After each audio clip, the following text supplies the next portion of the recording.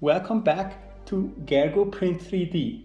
I'm glad you're here. In this channel, I share my various 3D printing projects, and this is the fourth video specifically about the Sovol SVO7 Plus. Earlier, I showed you the unboxing and the assembly of this large size printer. And I was planning to make just one video about configuring the software, but it turned out to be a bit too long, so I decided to split it in two parts. In the first part, we covered the basics: how to connect the printer wirelessly, how to set Z offset, and how to level the bed using some of my proven tips. In this part, we are going to dive into some more advanced settings that can make a big difference in your print quality. We're going to print a calibration cube and adjust the rotational distances based on what we see here.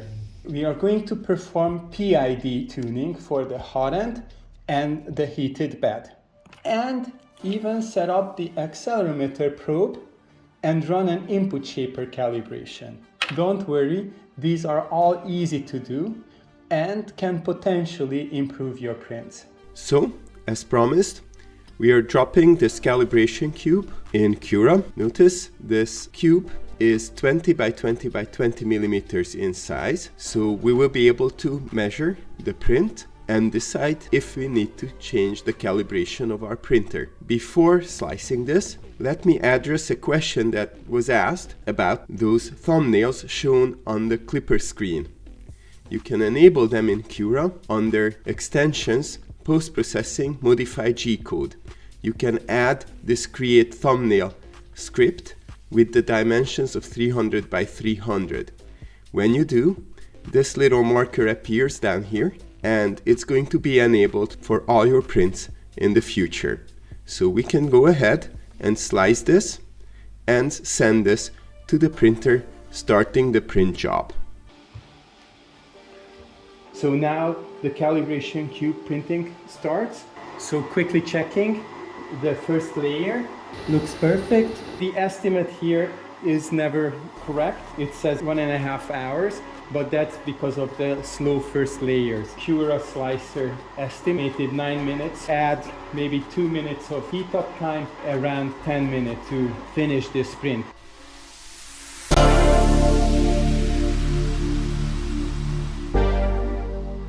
I'm going to speed this up for you, but now is a great opportunity to hit those like and subscribe buttons below if you find value in these videos.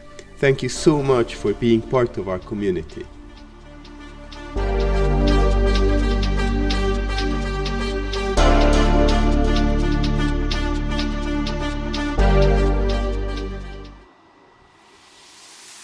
And the print is finished. Total time 12 minutes.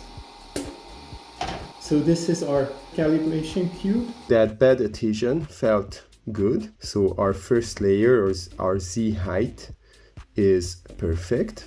I see some retraction problems. These gaps have more to do with retraction than anything else. This calibration cube helps us fine-tune our rotational distances. All sides are supposed to be exactly 20 millimeters. So with my caliper, we are going to measure for the Z direction. The height of the cube needs to be measured this way, so along the Y or X I'm getting exactly 20.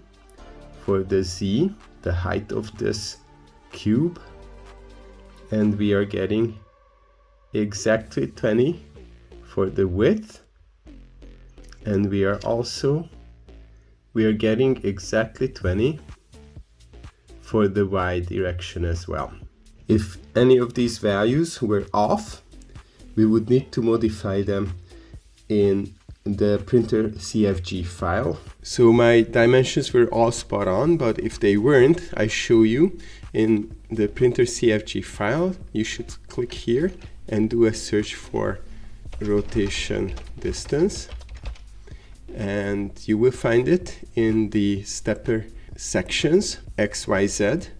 So here you see the default value is actually 40.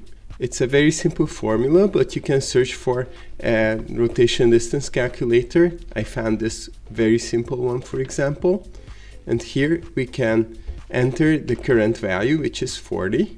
And let's say we had the actual distance measured as only 18 millimeters, but it's supposed to be 20 millimeters. So it's going to come up with the new rotation distance, 36. So I would then change this to 36. So if it comes up short, I will just set the rotational distance smaller. If it comes up larger than the expected size, we will have to increase the rotation distance. And do the same for Y if needed, and also for Z. But stepper Z has actually two sections, one for the right and the other for the left. So make sure to adjust both of them at the same time. Now, you will find the rotational distance under extruder as well, because the extruder has a stepper motor also. Next, I will show you how to measure the correct rotational distance for your extruder. I'm going to raise the print head a little bit. Please find in the description of this video where you can download and print an extrusion ruler like this. I'm going to use this white filament because it's going to be easier to see our marks. So I'm cutting the end of this filament to 45 degrees and feed it through this filament ruler. See, like that. Load. We are going to put a mark through the hole on this ruler. Then, using the console, we can input the command G1, E100, F100. So, we are going to feed 100 millimeters of filament at the speed of 100.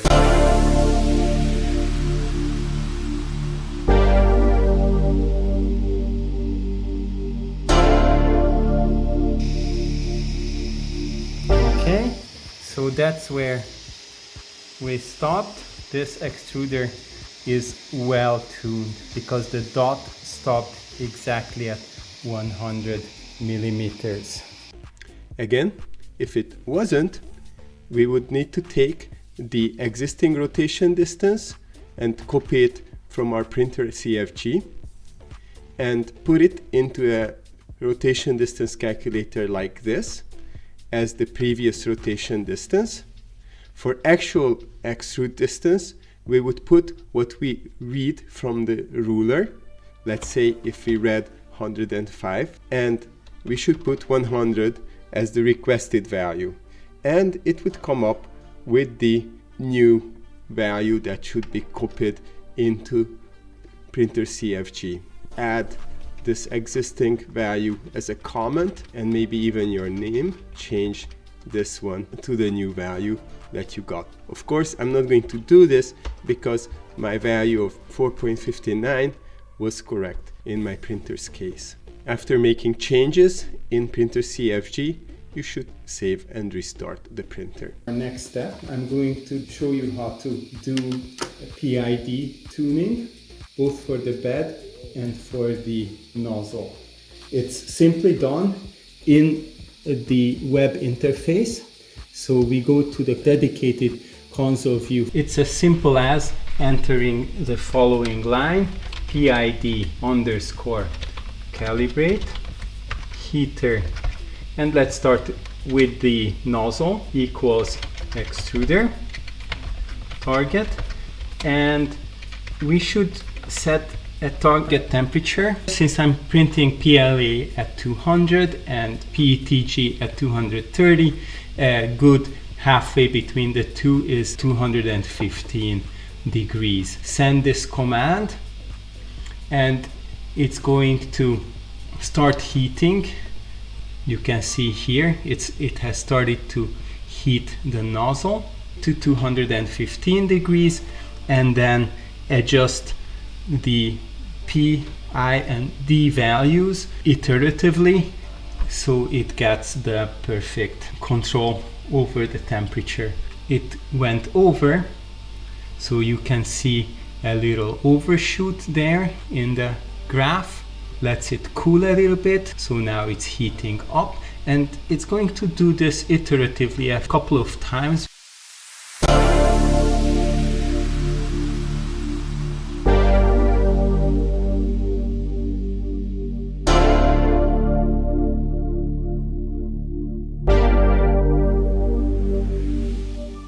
And you basically see the same thing on the Klipper screen, and there is really not much happening to the printer.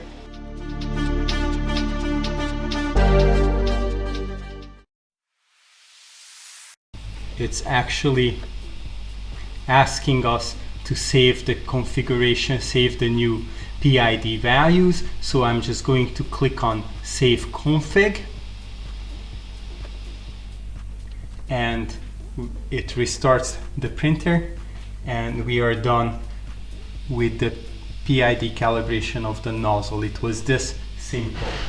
Now we can do the same thing for the bed. So it's a similar command, PID calibrate, but this time heater equals heater bed. And target, again, halfway between PLA and PTG. For me, it's 70 degrees, just as we did the bed mesh and bed leveling. Now we can hear the fans turn on, and now the bed is heated to 70 degrees, and the extruder is now cooling down. So don't look at the red. Now we are watching the blue.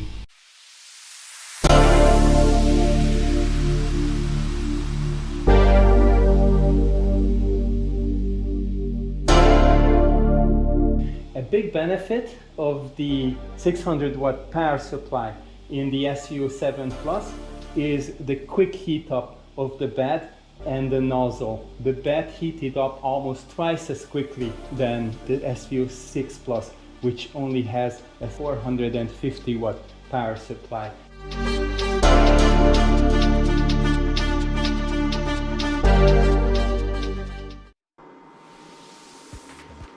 And we can see that we are ready to save this configuration. So we can either do it on the screen, or we can do it here in the console. We can just click on Save Config and send. As I do, the printer will reboot. And with this, we have completed the PID tuning. It's very easy. It's basically 2 commands and a little bit of waiting. 3 minutes of tuning for the nozzle and about 12 minutes for the bed, and it's all done. And we are at the last step, the input shaper calibration. That needs this accelerometer to be installed on the printer. It comes with this cable, goes in the back here on this side. If you have the cover on the extruder, you will have to take out this screw. In my case, I have already got rid of that cover for good, and I plug it in here. The input shaper tuning can be initiated right from the Klipper screen. To go out here and home, it needs it to be homed. So I can just go to configuration. There's an input shaper menu item here. If you see an error message, you haven't plugged in the accelerometer yet. So I can just do auto calibration. Since I attached this to the extruder this time, I'm going to choose measure X. And this time it does what it was asked to. And you can see the print head moves back and forth. It's shaking in increasing frequency.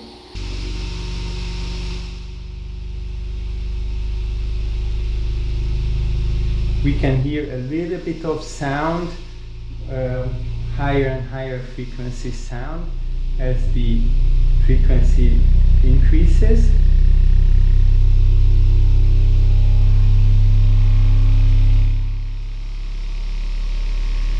Now that sound is very distinct. We can hear some vibration here, definitely.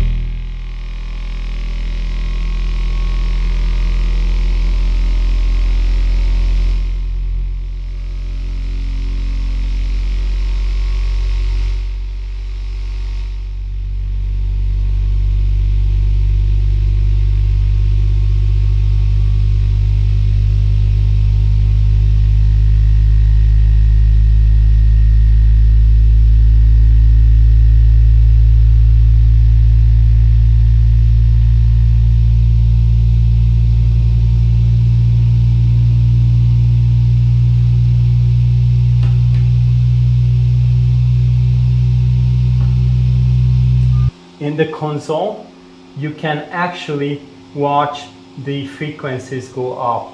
And now it's been going on for about 4 minutes.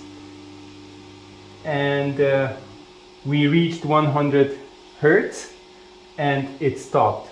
Now it tells us to wait for calculations, but basically this is all done automatically. We didn't have to really do anything other than start the command using the Klipper screen and wait for its result. And they again tell us to save the configuration, so I click on Save Config and Send, and it will reboot the printer again. Similarly, we can do the Y-axis calibration. For this, we will have to take this off from here. There we go.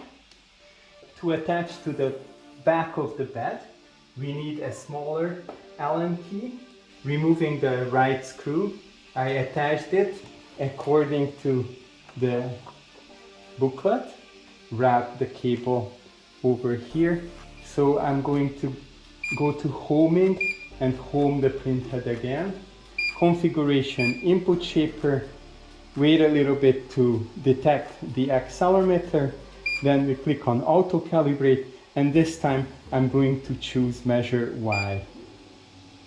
So it moved a little bit to the center, and now we can see that it's moving the bed back and forth with increasing frequency.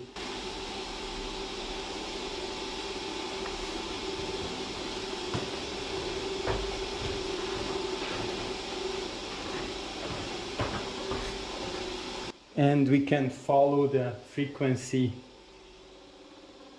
as it increases towards 100 Hertz in this case as well. So we are only at 22 Hertz and it's already making sounds. It's going to be very loud, very noisy at 100 Hertz. Of course, in case of the bed, it's moving so much more weight back and forth. The whole printer, the whole bed is shaking. And we are only at 40 Hertz right now, and it's already, you can only hear it's buzzing, but it's not no visible shaking anymore. I can actually feel it on the ground. The whole table is shaking, moving, and it's also moving the wooden floor in this office room. So we are up at 50 Hertz, so halfway.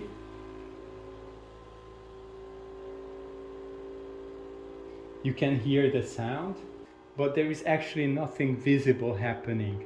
We are past 70 Hertz, so it basically, you can hear the sound. It's getting louder and louder.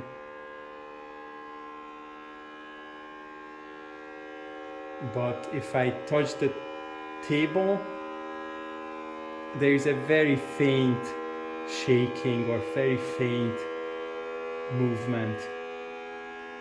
Okay, so we are over 80 Hertz, getting close to 90 Hertz.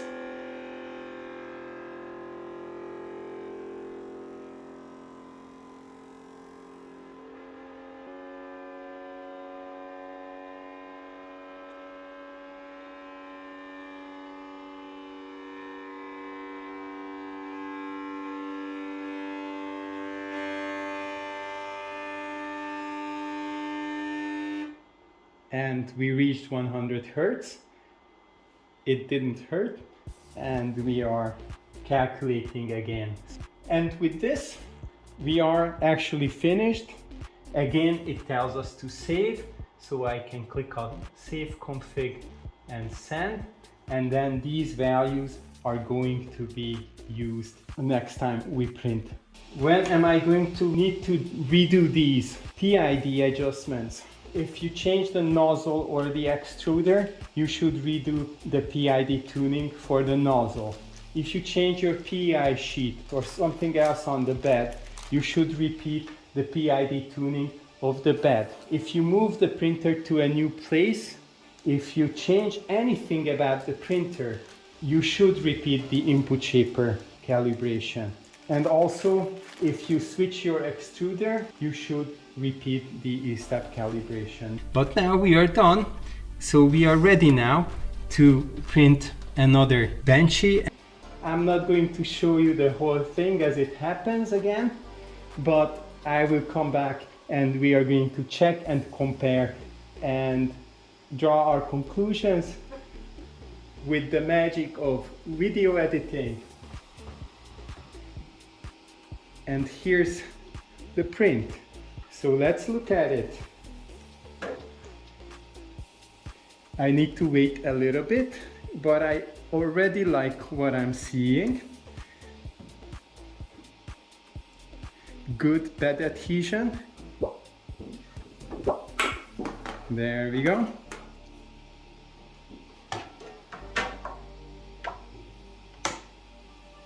I'm going to mark this one so we know that this is the new one, the second one that we printed. So these are the two that we have printed. If you look at both, this left again is the new one, the right is the first one that we printed. So you can tell that the Z offset for the second is much better. We see this area on the front looks much better. There was some little mistake here originally, so that is fixed. I like the extrusion amount. Less distortions can be seen on this second one. I see some problem here still, so I think I'm still going to need to play around more with the retraction settings, maybe coasting. I will have to see what causes that, but otherwise I see enough improvements that it was worth spending all this time. I hope you feel the same way. I hope it was worth spending this little time with me, following this procedure of settings. In the beginning, I showed you how I do bed leveling with all the different components logically following each other. I hope you will be able to profit from those parameter changes that we applied in the printer configuration file. I also hope now that you could see how easy it was to do even these more advanced calibration steps to bring the most out of your printer. And thank you so much for sticking all the way to the end of this long video. Thank you for being part of this adventure. See you soon and go print 3D.